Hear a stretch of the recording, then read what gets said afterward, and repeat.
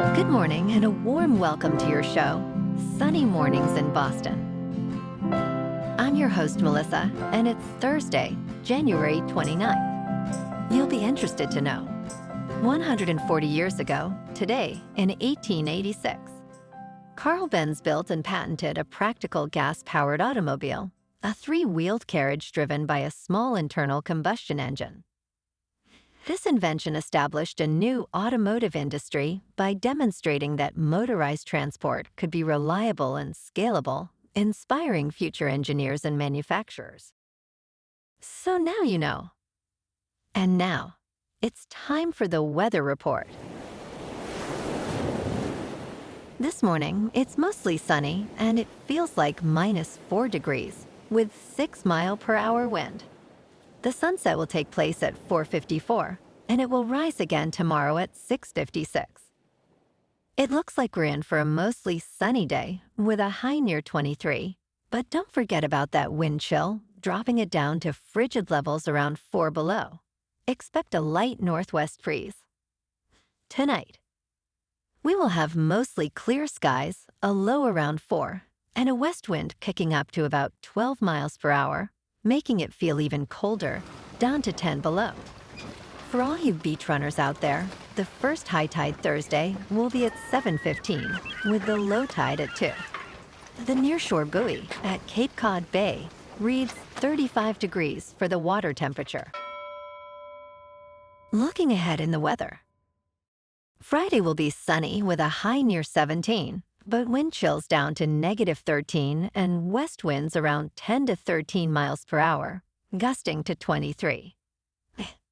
A mostly clear and cold Friday night drops to near 0 before Saturday turns sunny with highs near 21. Then clouds increase late Saturday with a chance of snow after 11 p.m. and gusty north winds.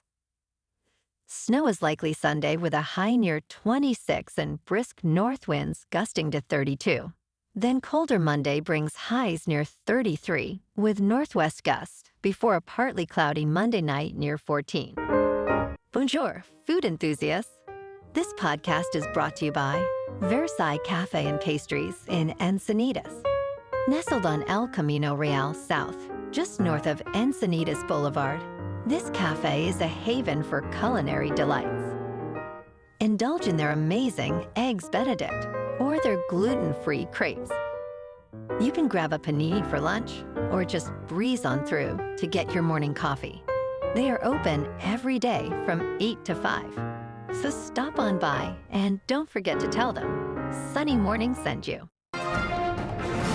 In local news, former Gloucester harbor master Thomas Giramotero Jr. has been fined more than $15,000 for having a city employee complete his coursework while he attended Endicott College. Giramotero admitted to violating the state's conflict of interest law, agreeing to pay the civil penalty and $1,200 in restitution. From February to October of 2020, he asked the city's shellfish constable to complete over a dozen assignments, which resulted in the constable using more than 20 hours of paid work time. Giramotero received A grades in these courses, raising serious questions about academic integrity and public trust.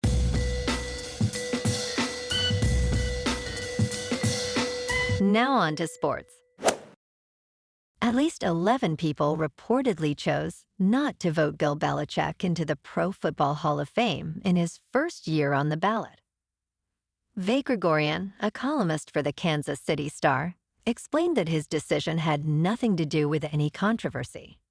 He instead voted for players he felt were long deserving of induction.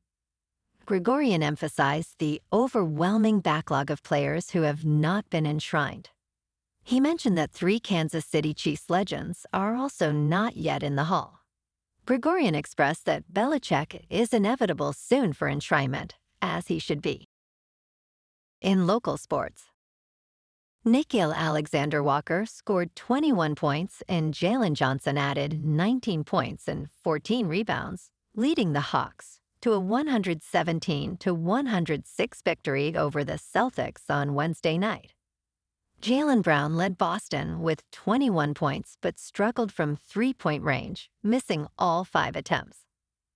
The Hawks hit 42.9% of their three-pointers and recorded 29 assists on 45 baskets. Boston couldn't close the gap, trailing by as many as 21 points and finishing the game with most starters on the bench. Next, the Seas will host Sacramento on Friday. In top news, the U.S. government does not fund Olympic athletes, so one man is paying them $200,000 each. Financier Ross Stevens is gifting $100 million to provide American Olympians with retirement security. Starting from the Milan Cortina Olympics next month, each U.S. Olympic and Paralympic athlete will receive this amount, regardless of performance. Stevens believes that financial insecurity should not hinder elite athletes from achieving excellence. Other countries, like Russia and China, have long provided retirement support for their Olympians. But this donation may encourage athletes to remain competitive for longer. In business news, Rad Power Bikes, the brand known for popularizing e-bikes, has faced a rocky few years, marked by severe layoffs and warnings against its batteries, culminating in a bankruptcy filing in December. Recently, the company auctioned off its assets for $13.2 million, a steep decline from its former valuation of $1.6 billion. Life Electric Vehicles Holdings won the auction and will receive all RAD inventory and intellectual property, with plans for an exciting future for RAD being discussed. Rad Power Bikes had seen demand spike during the pandemic, but ultimately overproduced, leading to significant financial losses. In crypto movement, Bitcoin is down 1% to just over $88,000. Ethereum is down 1.5% to $3,000. And XRP is down 1% to $1.88. Moving on to a more local vibe. In our community spotlight on health and wellness, we are working with a national Pilates studio to bring you some free classes, so listen up. Check out Club Pilates, with several locations in the Boston area. Pilates presents a comprehensive wellness approach, cultivating strength, reducing tension, and elevating mental well-being. Scientific research affirms its benefits. So now you can check out Club Pilates for a free class. With locations in Canton, Wellesley, Hingham, Brookline, and Framingham, just be sure to tell them Sunny Morning sent you by. And now, back to the show. Let's talk science. The stray dogs in Chernobyl are evolving, with their blood potentially solving a genetic mystery, scientists say. 4 decades after the nuclear disaster, researchers continue to study how animals adapted to harsh radioactive conditions. In 1986, a reactor exploded at the Chernobyl nuclear power plant, contaminating about 58,000 square miles. Cleanup workers were tasked with eliminating thousands of contaminated animals, including pet dogs left behind. Today, scientists are investigating genetic changes in free breeding dogs, which are genetically distinct from surrounding dog populations. Research indicates that genetic differences may not solely result from radiation exposure. And in entertainment news, Ted Lasso Season 4 is set for a summer release, with Jason Sudeikis returning to AFC Richmond. Apple TV has announced the global debut date, along with new stills and plot details.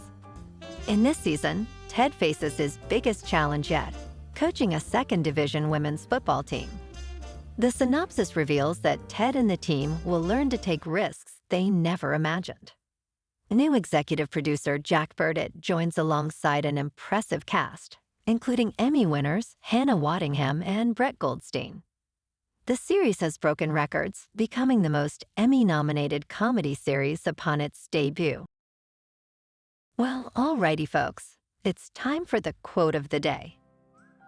And today, our quote comes from the American inventor and entrepreneur, Henry Ford. And he said, "Coming together is a beginning, keeping together is progress, working together is success." And that's a wrap for this morning.